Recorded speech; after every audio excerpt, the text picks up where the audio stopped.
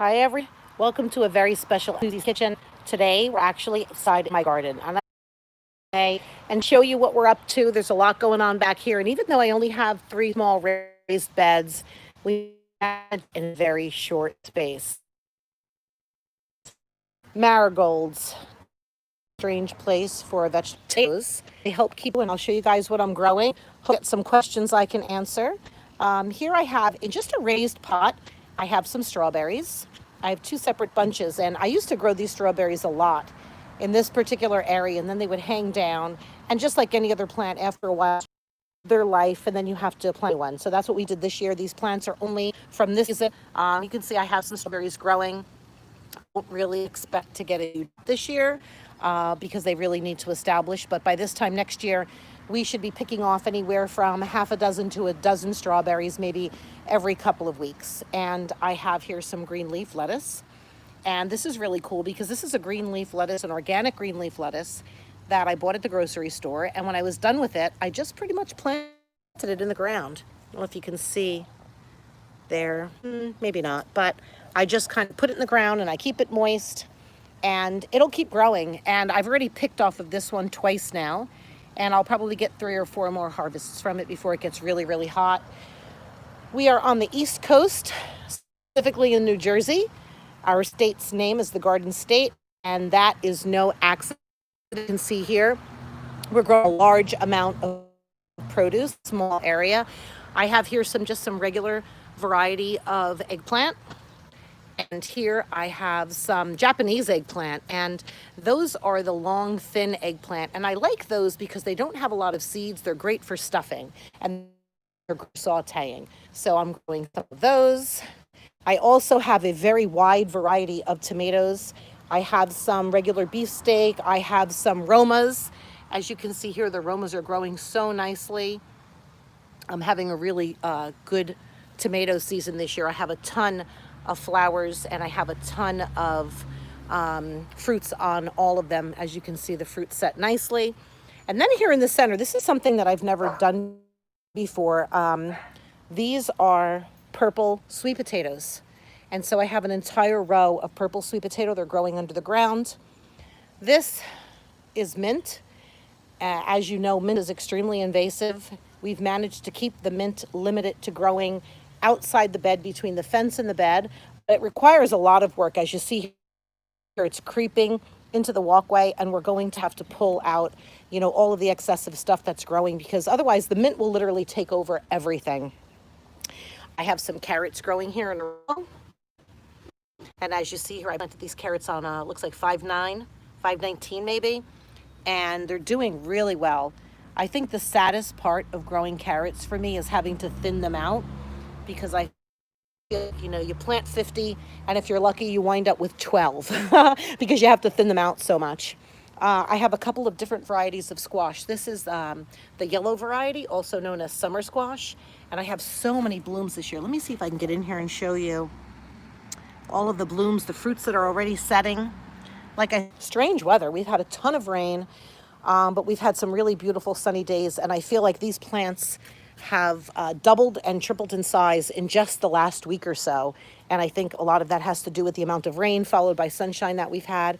So that's pretty cool. I have a couple different varieties of peppers here. As you can see, I have some bell peppers growing here. And here I have some Italian peppers growing. They're the long type. I'll get a better picture of that from the other side for you. I have some Italian basil growing here. I also have, and we have time, I'll take a walk over later on and I'll show you my herb garden. I keep those in raised beds very close to my back door because I like to walk out, grab what I need for cooking, and jump back into the kitchen. Here's a better shot of some of those peppers that are growing. These are some of my favorite, and then some more of those Italian friars and some more bells, which really are very universal. So we grow a lot of those.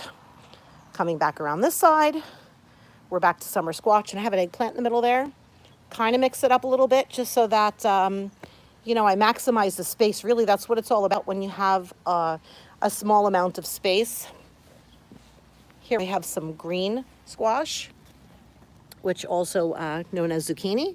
And they also have some really nice fruit setting on them. Something a lot of people don't know about zucchini, but if you find that you don't have a lot of pollinators in your garden during the day when the flowers are open, this right here is a female. And you can tell it's a female because there is a fruit here, and then there's a flower on top of it. And then the males would be here. This would be a male flower that's coming up, and that's because the male is just on a thin stem here. And so if you find that there's not a lot of pollinators in your garden, I use a Q-tip. You can use, some people I have heard use paintbrushes. And basically you just want to take some of the pollen out of the male flowers when they're in bloom and just kind of go in and hand pollinate the female flower. And it's really that simple. If you do that a couple of times throughout a plant, and you can do one plant to another. It depends on where you have bloomed flowers, male and female. You can pollinate them yourself, and you don't have to worry if you don't have that many pollinators. Tomatoes, a lot of people don't know, pretty much self-pollinate. If you don't see a lot of pollinators in your garden, I'll take a walk over here real quick and I'll show you what we do. Is really all you have to do with the flowers on a tomato is just kind of give them a little shake. And they have both male and female receptors inside them, and just giving them a shake helps them to pollinate themselves, much like corn does when the wind blows, which is why I grow corn so close to each other. So let's just go back over here, and you'll see this is a constant work in process. This is a pile of weeds my husband picked this morning, and we'll pick those up and take them to the trash later. And it seems like it's a never-ending battle to keep the weeds from growing. When you have beautiful, I can't even tell you, we have some unbelievable organic soil here, and it is abundant with worms, and that's a great sign to know that you've got a great organic compostable soil, because worms will not live in anything that isn't rich in organic matter. So I use a couple of different techniques for fertilizing my garden. One of them is I do an organic slurry, and that basically is I just take my organic kitchen scraps, I put them in the blender with a little bit of newspaper, cardboard with some water, pulverize them. I'll dig a trench, I'll pour it in, and I'll bury it over. And that organic matter, it's almost like a sped up process for composting. And that kind of has worked really well for us. And like I said, you can see how rich our soil is. We really do nothing other than that. We make sure we include, all types of different varieties of organic matter, and especially we use eggshells and stuff like that. So here along the back, we have some cucumbers growing, and we encourage them to grow up this netting that we've pulled up. And you see the hole in the netting? So last year, one of these flowered behind, and the most beautiful cucumbers were growing behind it. The only way to harvest them was to pretty much cut through the netting, which is okay because it's plastic, and it didn't really damage it or stop it from performing the way we needed to. There's another one, and there's another one. So you have to be, you have to use a little ingenuity when you're gardening. There is no rules when you're dealing with anything that involves nature. Nature does what it wants to. You can guide it along, but you cannot determine the results. So you got to go with the flow. Here's another zucchini you see growing in there. I don't know if you got a good shot of that. There it is there. I'll come around from this way. And that's pretty much the story straight through with all of these. So let's see really quick. If I haven't bored you all to death, we'll take a quick walk over to my herb garden, and I'll show you all what I'm growing there. Like I said, I like to grow these in raised beds. And I like to grow them close to my deck. There's my back door and my dog. And growing them close to the house, I can just run out, grab what I want, and bring it right back in the house. Here's some green onion. And I just trim them as I need them, and they continue to grow. This is dill. Today we're going to do a quick video later on today, and I'll get that posted as soon as I can on some refrigerator pickles. And we'll use the dill, garlic, maybe a little bit of hot pepper flakes. Purple basil, my absolute favorite kitchen herb is basil, and purple, Italian, Thai basil. They're all just wonderful to have at hand. We have some parsley, and I have some more lettuce growing here, and you see I pretty much do this with all of my lettuce. I buy it, I use it, and I put the core back in the ground and I let it continue to grow. Here's some more basil. These are all sunflowers. And I have spoiled wild birds in my yard that I grow probably as much for them as I do ourselves. And they love, especially the New Jersey bird is the yellow finch. And it absolutely loves sunflowers. So I grow a lot of sunflowers. Here's some that are blooming. In fact, we had bad rain yesterday, and this one got decapitated from all of the rain. So the other ones will bloom and they'll be fine. I have here some celery, and I'm letting it go to seed on purpose because I like celery seed even better than I like celery. Let's see, we have some containers over here with tomatoes. These are also the small little cherry tomatoes. We have a couple of those. And then on this side, I have grown some rosemary in between all of my flowers.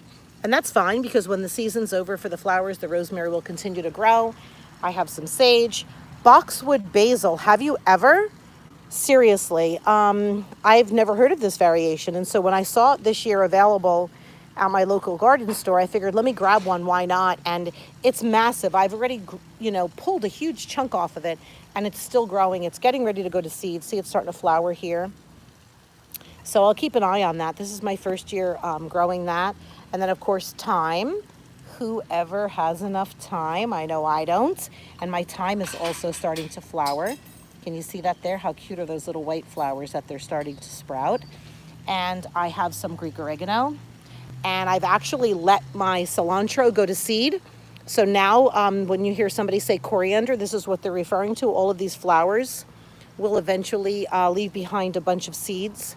And that's the coriander seed. And we'll harvest that. And we'll use that for a bunch of other things. So that's it pretty much.